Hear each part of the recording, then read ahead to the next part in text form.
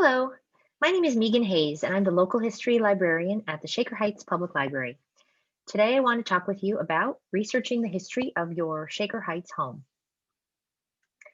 So, there are lots of tools out there that will help us understand the history of homes in Shaker Heights. And I'm going to talk about several of these tools today.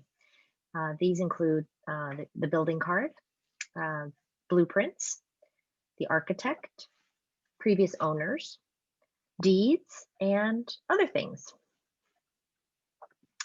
So I recommend that if you're doing this research on your own, you start with the webpage that I've developed called Research Your Shaker Home. It is on the shakerlibrary.org's website, and you can navigate to it with the URL at the bottom of the screen, or you can go to shakerlibrary.org and hover over Community Services, where you'll see Local History. Click on Local History, and then click on Shaker Heights Homes on the left side, and that will take you to that page. And on this page are all the links that I am talking about today, but also a lot of other tips and ideas about finding more information. So where to start? Well, I recommend that you start always with the building card. Now, Shaker residents are very lucky because for decades, the city of Shaker Heights maintained a set of building cards for every home in the city. When the home was constructed, the card was created, and the city would enter lots of details about the house on the card, including as you can see on the left side, the address, the date of, actually it's the date that the permit was filed to build the house, the names of the original owner, the builder, the architect, sometimes a completion date, an estimated cost, and other details about the house, such as dimensions and materials. And then I show also on the right side of this screen the building card database record. So about 10 years ago, I was involved with many wonderful volunteers in a project to digitize all roughly 10,000 building cards that had been kept by the city of Shaker Heights. So we scanned all the cards and we entered some of the information that was on the front of the card into a database. So now the database is searchable. And as you can see, it has a lot of the same information that's on the card. There's a couple of additional pieces of information that are very helpful, which I'll talk about in the next slide.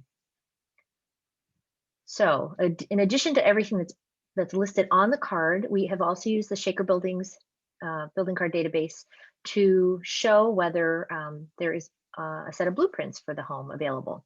So the city of Shaker Heights routinely accepted building plans or blueprints when when the permit was filed to build the house.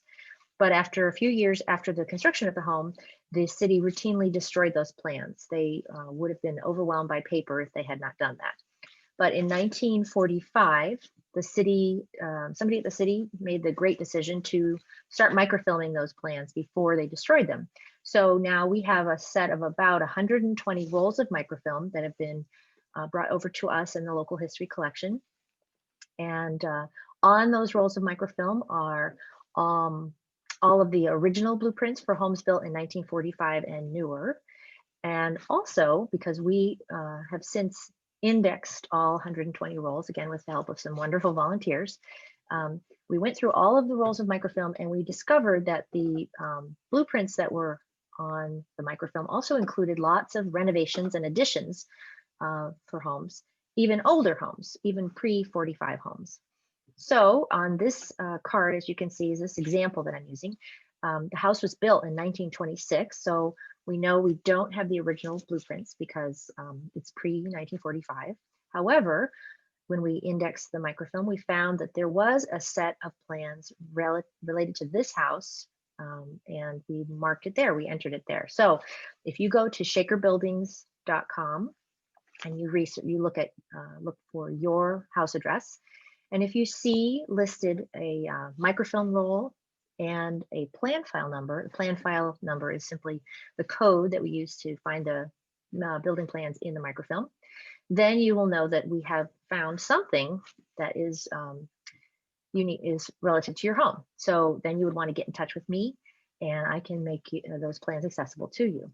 Now, This is an example of one of the images that comes from that set of plans, and this was for a 1983 addition to the house.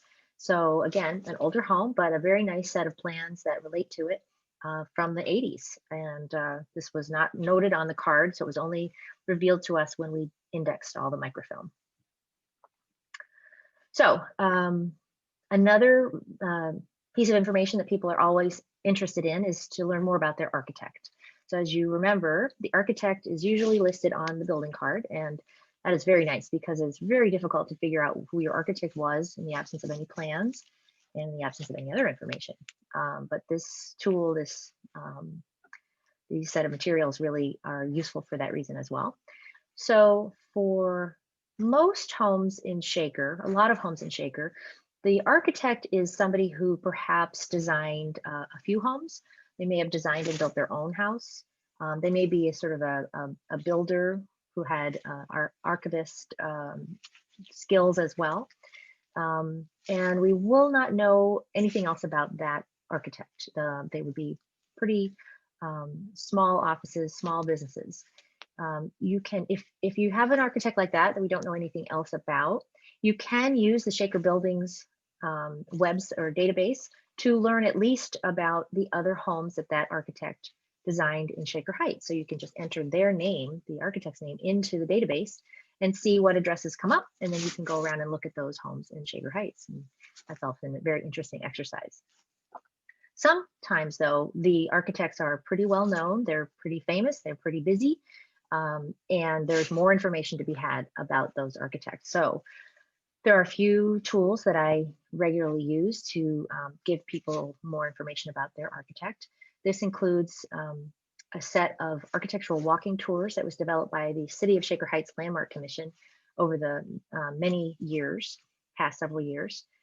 These are paper self-guided tours that they created, and they feature, each of them features a particular architect, and they'll have a map and the addresses, and then a little bit of biographical information. We have digitized all of those walking tours, and I have them linked on that Research Your Shaker Home webpage.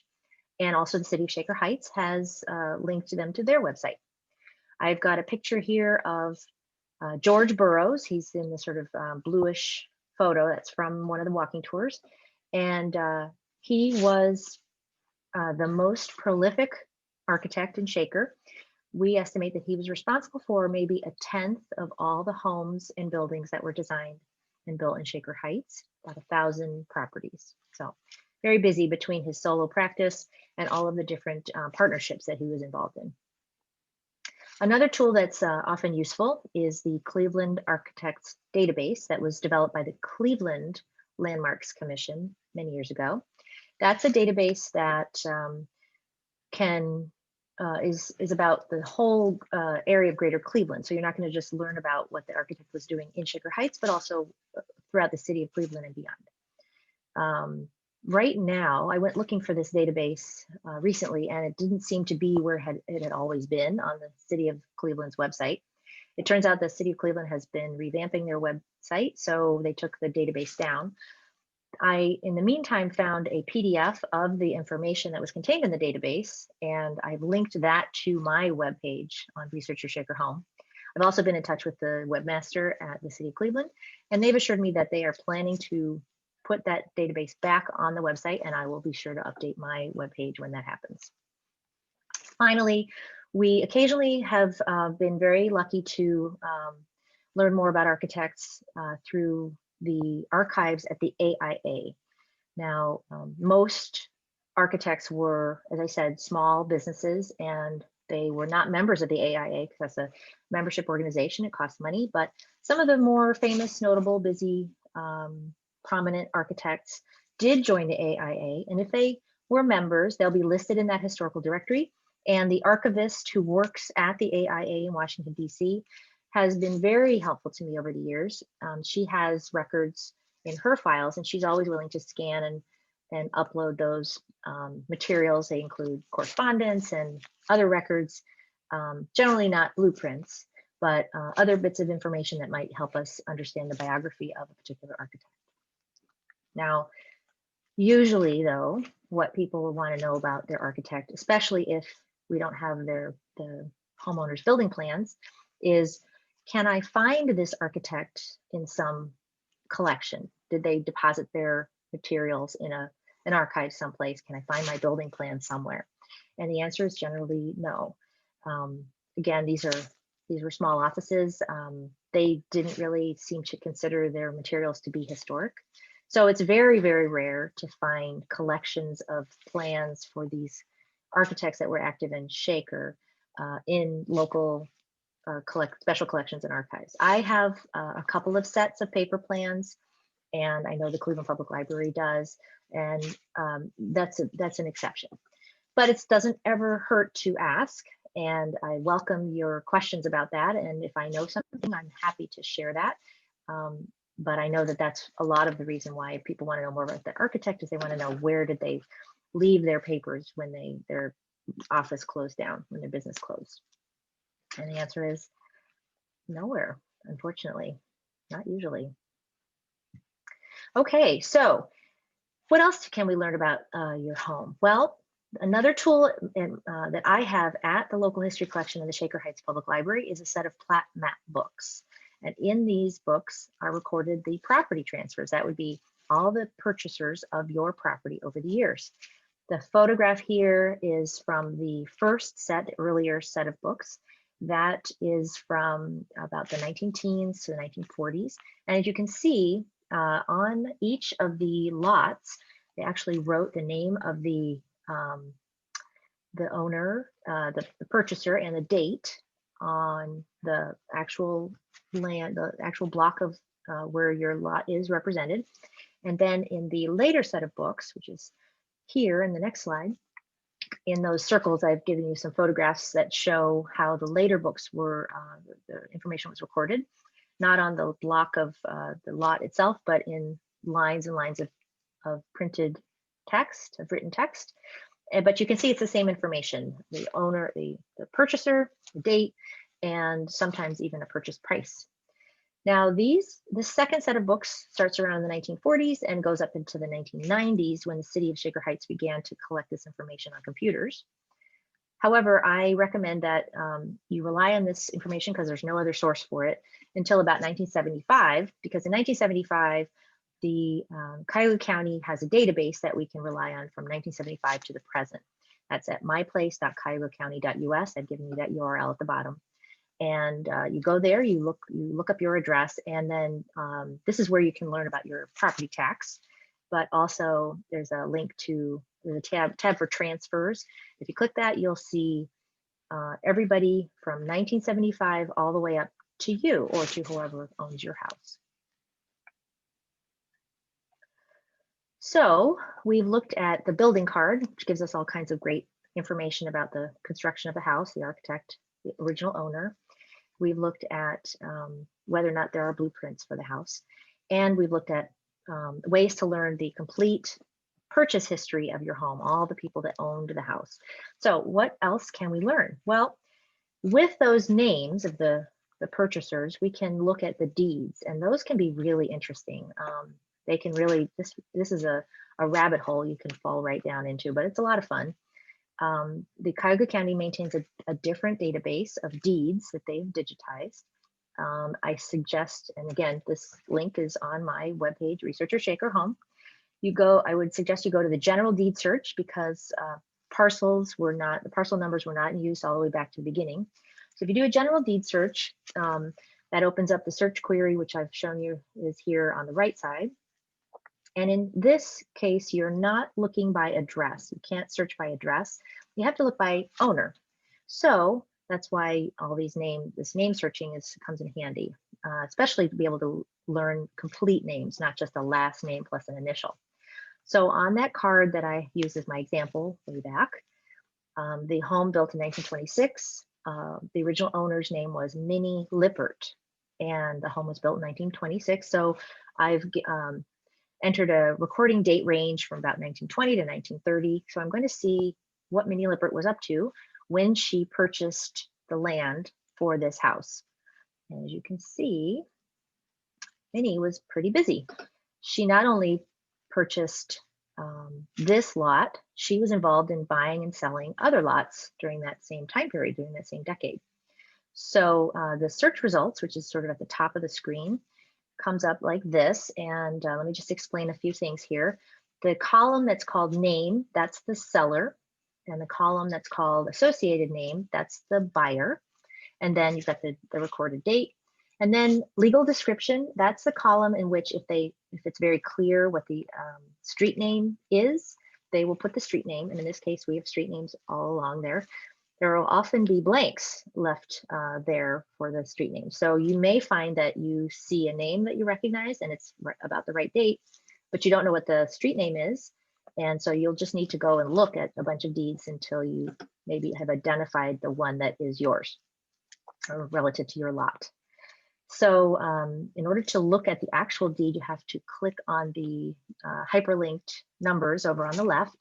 And that will, you'll be required to click a couple of times through to a link that will actually download to your computer. It's a photograph that you're downloading, and then you can open that photograph, digital image, and that'll be the deed. So in this case, this is Minnie Lippard's purchase of the lot for that home in 1926, prior to the house being built, from a person named Nettie Thomas. And you can see a little more detail there. And then the description of the lot is listed on the deed as well. And that description generally doesn't even change going forward all the way. You probably have the same description on your deed when you purchased your home that goes all the way back. And I want to say that, like I said, this is a rabbit hole, because then I could take Nettie Thomas's name and I could find out, well, who did she buy the lot from and when? And you plug her name in, you give it an appropriate date range, maybe back it up a little bit. And generally, more times than not, we can trace ownership back to the Van Swearingen Company. Now, not all of the land that is now Shaker Heights was even ever owned by the Van Swearingen Company. There were lots and parcels and pockets that were not ever owned by that company. But for the most part, many, many roads lead back to the Van Swearingen Company. So that's always pretty fun to do. So that will keep you very busy, happily busy, learning about not only the tracing your own homes and lots ownership, but as you can see in the early years in particular, people were buying and selling lots of lots. So you can it gives you a better picture of what was going on in the early years of the village. So again, we've gone over lots of really wonderful tools at our fingertips. Some of them are online, and some of them are in my local history collection at Shaker Heights Public Library. And so what else is out there? Well, there are historic photographs in my collection, as well as at the Shaker Historical Society. So I always recommend you get in touch with both institutions, with both of us, to see what we might have about your home. And there's another set of information of materials that is usually very interesting. That lives at the Cuyahoga County Archives downtown. That is the historic building survey cards. I've pictured one on the left up at the top there. And these were created in 1964 when the county surveyed the entire county, every property in the county, for tax purposes. So they took some measurements and they took a photograph in each case. Now, some of the photographs have since separated from the cards because the glue failed, which is too bad. But in many cases, the photograph is still there, and the archivist is extremely helpful and happy to scan. She or her staff will scan the card for your home and send it along. So that is always provides some interesting detail and a 1964 photograph, hopefully. So that's really a survey of the major tools that I use every time. I do this research for people all the time, and I love it. It's really a lot of fun. And of course, every home tells a unique story. So even though there are some tools in common, we always see some interesting details that make a house tell its own story. So please get in touch. You can email me at localhistory@shakerlibrary.org, you can give me a call, 216-367-3016. And I am very happy to get you started in this research, to answer some questions, to provide you with the information that I have at the local history collection, such as the property transfers and whether or not we have blueprints, and to provide you access to those blueprints. And just to enjoy the project of learning more about Shaker Heights homes. This is one of our treasures. One of the things that Shaker Heights is really known for is our architecture. And it's great that we have so many wonderful tools at our disposal to learn more about the home's history. So thank you very much for joining me, and I look forward to hearing from you.